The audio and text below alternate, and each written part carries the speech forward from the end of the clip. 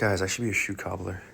Now it isn't no, like, looks daddy-o on the job, you know, spot diddly on. It doesn't look grade A.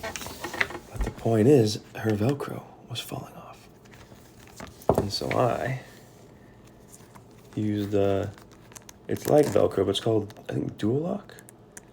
And it operates on a different principle. It has a much longer life cycle, because if you can see, instead of having two different kinds, right? Like you have the hooks, and then you have the fabric, which is how the Velcro, right? The hooks grab onto the little things, the fabric things. This has two of the same thing, and they're like these little flexible, and these are really tiny, right? Little flexible guys, and they have these domes on the end, and they interlock, and they provide great resistance to shearing force, right? Very, very good for shearing, right? So pull. Good. And again, look at the way the force is going to come with the shoe. Okay? But then if you apply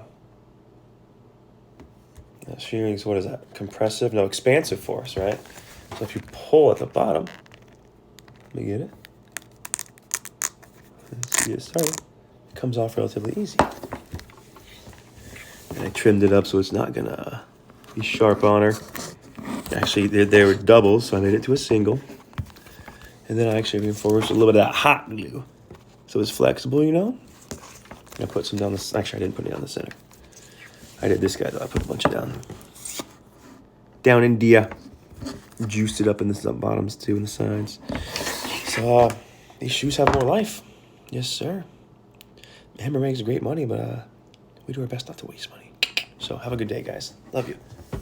God bless.